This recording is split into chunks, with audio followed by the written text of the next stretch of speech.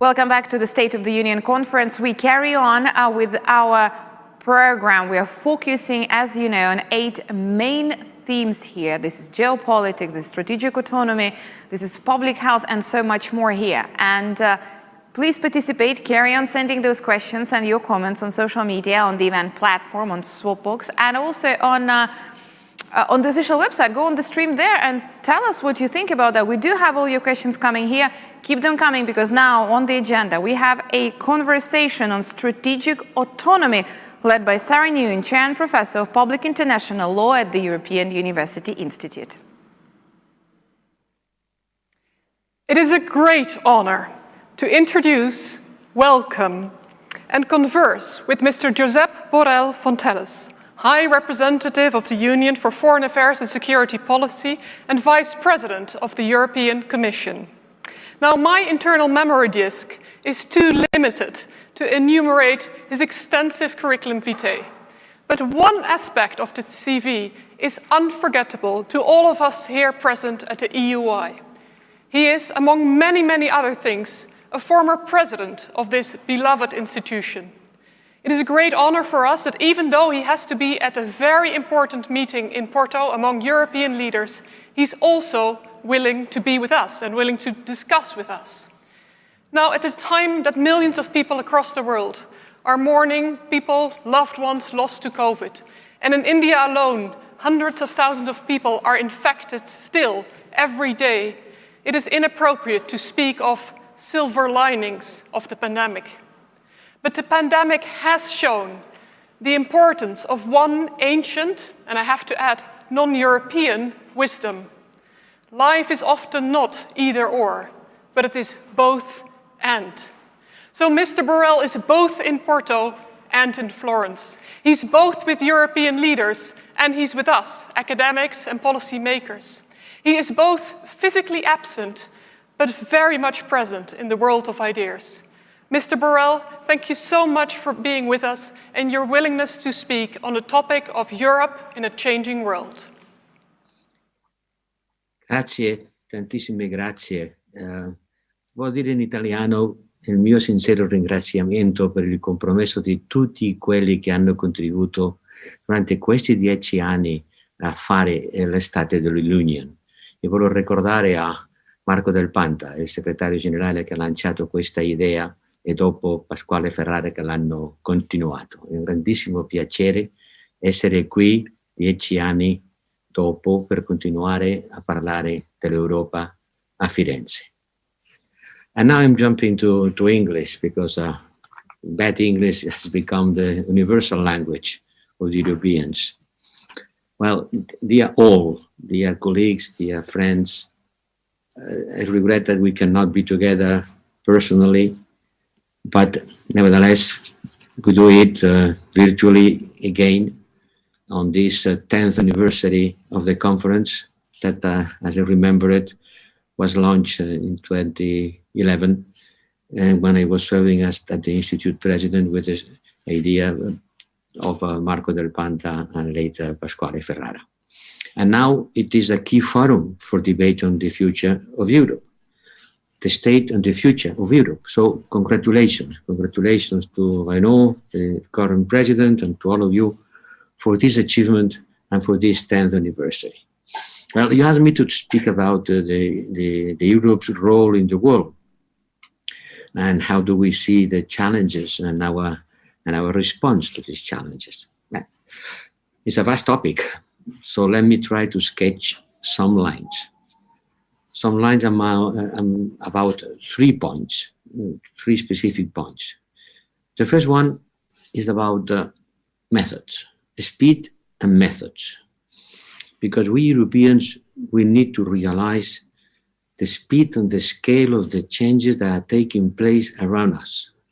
And I wonder if the European citizens are sufficiently aware of that. The important thing is the relative speed. Even if you continue running, if the others run quicker than you, in fact, you are going backwards. And the speed and the mass. The speed of China multiplied by the mass makes the world changing at a pace that I am certainly sure that we Europeans are not enough aware of that. In Europe, we tend to be busy with ourselves. We are still quite a lot of Eurocentric. And the pandemic has understandably strengthened this tendency of looking at ourselves. And everyone is focusing on vaccinations and the recovery. In both cases, the role of the European Union has been crucial. And I think that we don't get credit for it. We don't get enough credit for what the European Union has done. We got a lot of criticism, but maybe we don't get enough credit for what the European Union as an institution has done for ourselves and for the rest of the world. As I'm saying, the world is changing very fast. And yesterday I was in London sharing with the stage of the Indo-Pacific the pace of this change. And I was really aware that if we want to become a real global player, we have to do much more. And that's what our citizens ask for. Because if you look at the opinion polls, certainly citizens are ahead of the policymakers. The number of European citizens supporting, willing a stronger Europe in the world has always been high, but it has risen recently to more than 70%. Maybe ordinary citizens are more aware than the leaders about the world threats and power politics. Intuitively, they understand that Europe needs to stick together because no one of us will be able to influence the pace of the world alone. Not even the biggest member states has a weight in front of what's happening today with a race of countries of the size of a continent. So my first message is to underline a sense of urgency. In Brussels, there is not sense of urgency. And we need it. We need to think accordingly with the pace of the events. Take security and defense, for example. There is an enormous potential and a pressing need to develop the European Union into a security provider, a global security provider, a security actor. And in order to do that, we know what to do. Investing in technologies and capabilities together, identifying and facing new security threats on the cyberspace, being ready to deploy forces quickly to tackle security crisis, and all that based on a European way of doing security, which integrates together civil and military components, working with partners when possible, based on a clear reading of local dynamics. Strategic autonomy means the capacity of acting alone when needed and together with others when possible. And we do a lot of things, and it's not easy to understand all the many acronyms that we are using: PESCO, CAR, TDF, EPF, la soupe à lettres, no? But what we need is to ensure that these instruments and initiatives deliver real outcome and do that quickly. Because we cannot wait to see the results in 5 years' time. In 5 years' time, the game will be over. And that requires member states to take seriously what the treaty says about the willingness of building a common foreign and security policy. And this needed more than ever because our environment is becoming very dangerous. We live in a fast worsening security environment. And this sense of urgency has to be applied to a broader foreign policy. Although the truth, I have to confess, is that we are too often blocked by our divisions because we don't share a common understanding of the world. And if you don't share a common understanding of the world, it's quite difficult to pretend to have a common foreign policy. Our political structure, we are an association of member states with some supranational institution, but we are not a federation. We are not a centralized authoritarian country. Our response typically comes later than others. It's the way it is, because our decision procedures are much cumbersome. President Biden is the president of a federation. Putin and Xi are the leaders of authoritarian countries. Here, we have to agree with 27 democratic states, and it takes too long, and too often our answer consists of strong nouns but weak verbs. And at a conference like this, I think that we have to speak frankly and debate how we can do better. And the main question is, it is reasonable that we always have to wait for the last member state to join the consensus in order to be able to act? When and how could we move forward in the smaller groups, still being Europeans, and not a coalition of the will of some European member states, which is a different thing? And how can we turn our economic weight into political power? Because we have a lot of tools in order to participate in the competition in the world. But where the US does a grand strategy because they have an integrated power, and where China does, under the Belt and Road Initiative, a lot of networks, we are still the masters of silo thinking and disjointed efforts. In Brussels, each policy tends to develop according to its own logic and rhythm. There is the communitarian pillar, the intergovernmental pillar, and there are also problems of mentality. And by that, I mean reluctance to think in terms of power, priorities, trade-offs, linking goals and means. I know that none of these kinds of methods is new. It's always been like this, you can say, but the context is new, and it makes more urgent to find solutions. My second point is about neighborhood. The most striking aspects here is the degree to which our neighborhood has become in fire, has become crowded and competitive. There is a rise of what I say empire mentality by some of our neighbors, Russia and Turkey. More and more actors think in terms of zones of influence. They recognize the sovereignty of the states, but not of the people. They are reluctant to talk about human rights. They consider that internal affairs. And they are not shy in playing power politics, something that we are not doing. At the same time, the demand from people in the neighborhood for more European Union engagement is stronger than ever.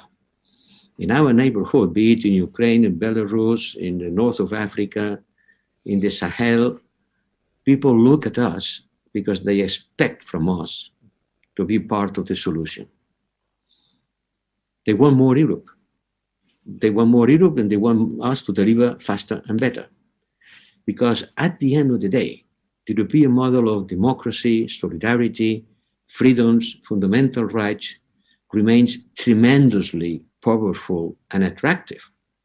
And what Biden is doing now, President Biden is doing now in the US, is a certain convergence to this socioeconomic model.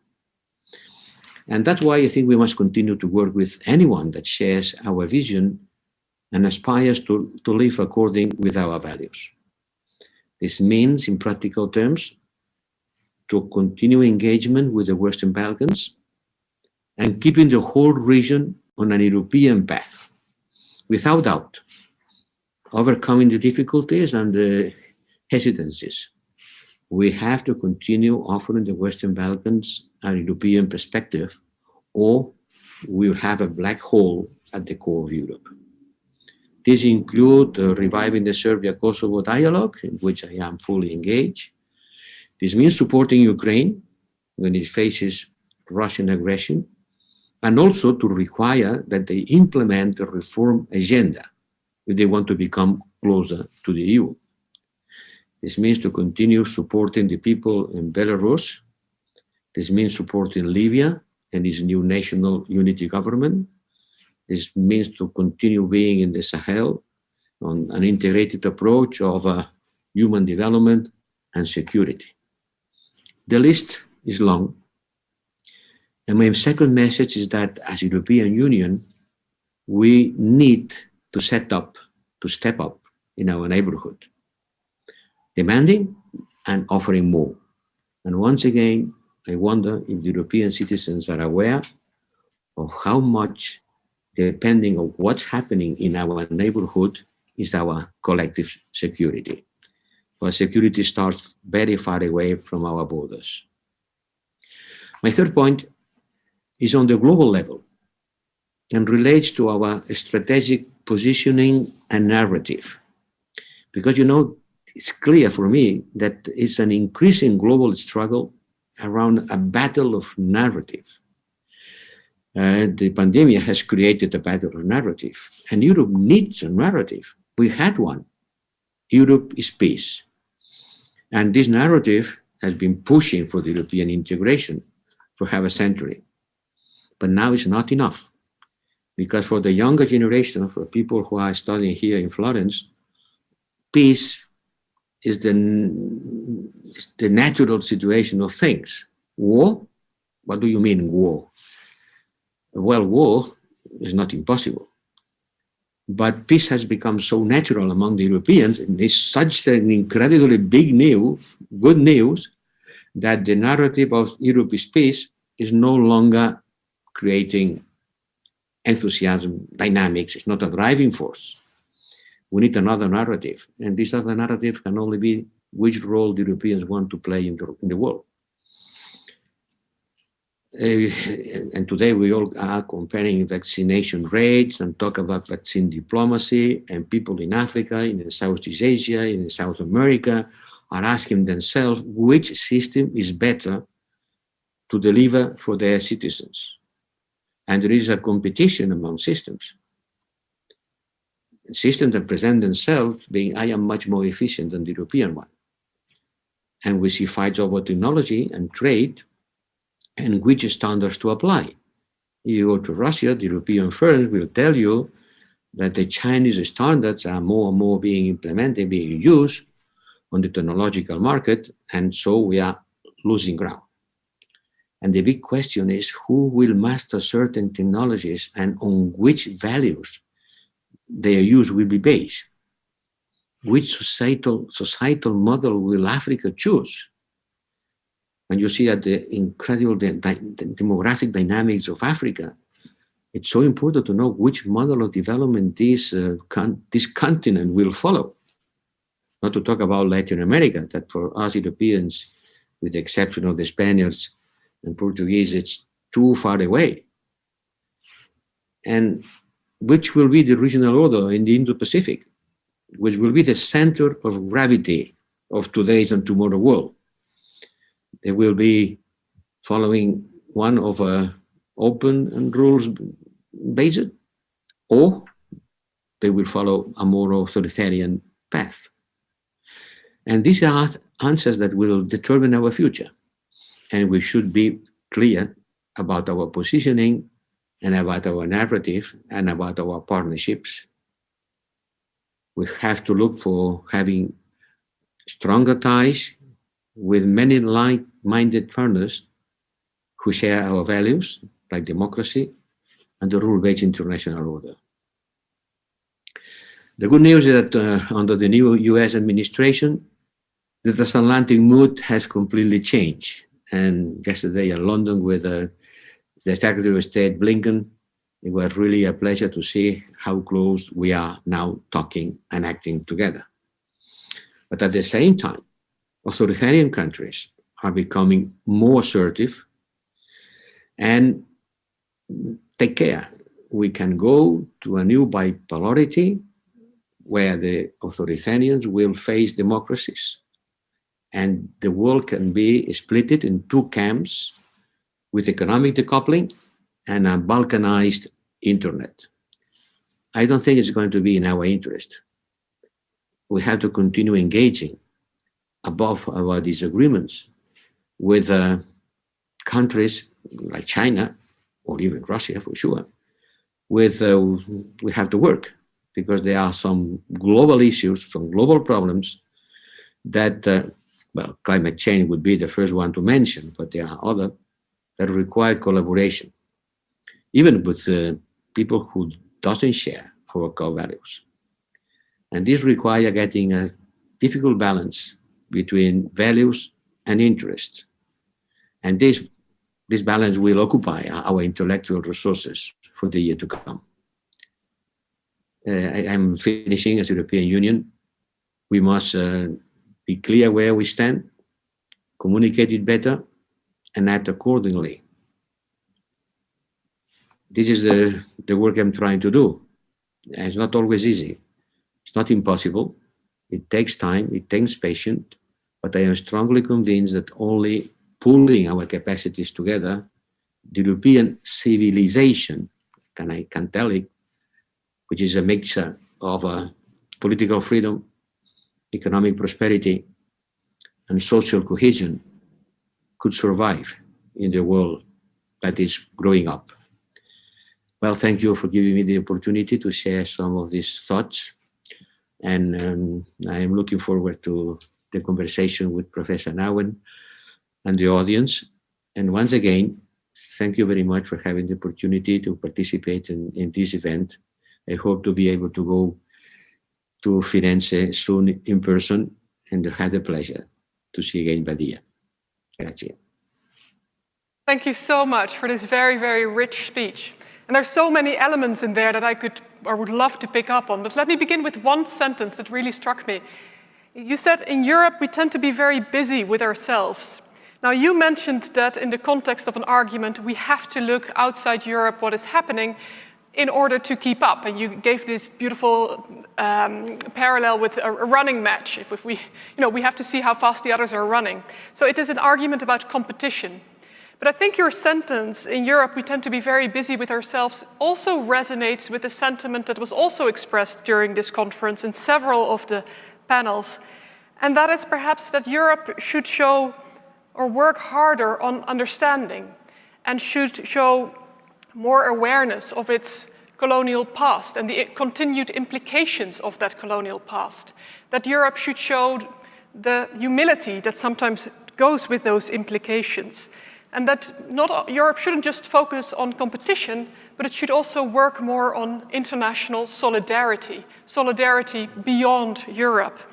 And that there can be a tension with this focus on the running match, and we have to be the first ones, and the idea of solidarity. So could we interpret your sentence of we tend to be too busy with ourselves, or very busy you said, but I read it as sometimes too busy, also as an admonition for Europe to be less, well, in your words, Eurocentric? Well, we are very busy with ourselves because the political architecture of the European Union is a complex one. I can tell you that in order to get agreements and to implement these agreements, it requires to pass through a cumbersome process of meetings at different levels to try to make the council agreed, 27 member states to agree inside the college, then the college and the council and the college, the parliament, the European Parliament. This is our architecture, and it's difficult to pretend to have a complex system and to make it work smoothly and quickly. It's utopian. What we should try to avoid is, how can I say, not to replicate the us versus the others, the European versus the rest of the world. It would not be productive, and it would not make us to appear as a partner with which people would like to engage. I talk about also empire mentality, and I mentioned Turkey and Russia appears having a kind of empire mentality. This is, thanks God, not our case. We have lost this empire mentality, and it's a very good thing, because we have been empires for a very long time, some moments one state, in other moments other, Spain, Germany, France, Britain. But we have to be aware that the DNA of others still is empire mentalities. And we stand for solidarity, multilateralism, and global partnership. All that is good, but one cannot be multilateral alone. If we want to practice multilateralism, we have to look for people to engage with us. And once again, I go to the idea of narrative. What I think the Europeans, we are lacking today is a narrative that combines values and interest. Because don't be naive, and the treaty clearly says, when the mandate I got from the treaty is, you have to develop a foreign policy taking into account both at the same time our values and our interests. And needless to say that sometimes values and interests don't go on the same direction. They shock against each other, and this makes the difficulty of building this narrative. But we have to do that on the basis of a certain autonomy. At the beginning, we were talking about strategic autonomy. No? We have to build this idea of autonomy because, and every time I am saying strategic autonomy, there is someone saying, and what about NATO?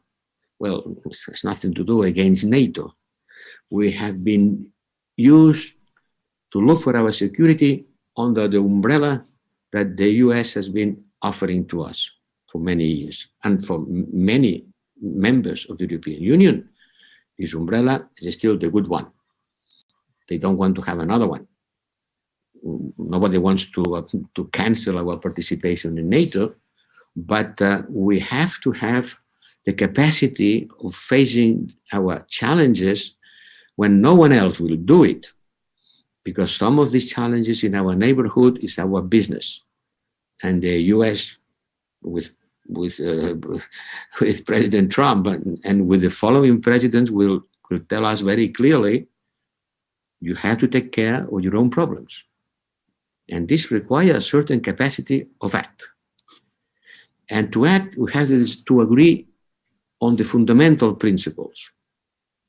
And the difficulty for us is that our history, our culture, our experiences, at least on the last 100 years, have been so different that prevent us from having this common understanding of the world, which is the basis of any foreign and security policy. So let's start by building a common strategic culture based on cultural roots, based on a common understanding of the threats, based on willing to share the future. Even in the past, the history has been up by different routes. And this is something that will not be done through publishing regulations of approving directives. It's a much more difficult thing. I wonder why there is only one European university in Europe, like the one in Florence. We should have a lot of European universities. Here I see your competition argument. More competition. But we have to mix people. We have to mix people. We have to make people. You know, the other day I was in a camp in Mali, visiting a training camp for the Malian soldiers, and they were soldiers from 20 different member states. And this is the kind of thing that we have to do on the military side. And this brassage of ideas, of experiences, a big Erasmus on the everyday life is the only way of building a common sharing, a common understanding of that we are Europeans, we share an understanding of the world that can make us to overcome the differences. Otherwise, it will be always one or two member states blocking any kind of decision and making us acting too late. Yes, Thank you so much. There are lots of questions coming in from the audience all over the world. We have only a few minutes left, so let me pick the easy ones. I think there's one multiple choice question, and there's one yes-no question. So we should be able to do that in the few minutes remaining. So the first yes-no question is there any chance finally to agree on a qualified majority voting on foreign and security policy at the next IGC to increase the efficiency of the EU in the area? And then let me also do the multiple choice question. That's a question about focus. Even in order to be effective, the EU should have priorities. And this person asks, what is the priority? Addressing the bipolar system? Is it climate, or is it restoring the multilateral order, or something else? So it's an open-ended multiple choice question. Well, this was the easy question, no? Yeah. I have an difficult one. So let me start by the second question, no? Priority, urgency. Urgency is to face climate change. And on that, we are launching a set of initiatives that can make us again the leaders on this field. Structurally, from a structural point of view, we have to restore the multilateral order, because without it, it will not be a solution for any other issue. The multilateral order has been severely damaged. There is no agreement on almost anything, many more vetoes than agreement. So we have to rebuild the multilateral order if we want to have a frame in which to work.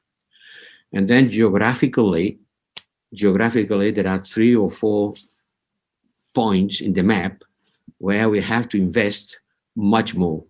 I told them, the Balkans, the North Africa, and the Sahel. If I had to choose one continent in which to engage, I would say certainly Africa. Certainly Africa. And the first question, the easy one, was? Oh, it's yes-no question. It's about the common foreign and security policy, whether we're going to get qualified majority voting, yes or no. Hope of passing to qualifying majority on foreign policy. Well, if you want me to be sincere and to be honest, no, I don't think so. I don't think. That was a very quick answer. I don't think so. Okay, that gives me time for another question. My work would be much easier if I could propose decision by qualified majority, but I don't think member states are ready to abandon their veto right, because unanimity means that everyone has a veto right. Yes. Now, and let me, in the final minutes that we have, ask a question about your legacy. And of course, you've only relatively recently started, and yet we can already see, I think, a legacy emerging. And that is with the launch of the EU Global Human Rights Sanctions Regime. You are building a legacy as the High Representative who expanded the EU's use of autonomous sanctions. And we had a panel on sanctions yesterday, and there was a question about how does the EU assess whether these sanctions are effective? What are the indicators of effectiveness? And there was one person from the audience who asked, does the EU ever admit that it got it wrong and that the sanctions didn't work, or even that the person shouldn't have been sanctioned? And if so, does it make amends? Well, our sanctions are very limited. We are not implementing sanctions and can create a big problem for the ordinary people. The US are implementing sanctions in Venezuela, in Iran, in many places that create dire human situations. We only use sanctions against individuals or institutions, and their effectiveness is certainly limited. But they have a certain effectiveness. I cannot tell you which kind of measures we have been doing about the effectiveness of these measures, of these sanctions, but I recognize that our sanctions don't have the capacity that stronger economic sanctions may have, because we don't want to create a humanitarian situation. Okay, Thank you. well, that's a fantastic answer to end on. I will be sanctioned if we go over time. So let me thank you very, very much for this very rich intervention. And I wish you a very good meeting in Porto. Thank you. And thank you again.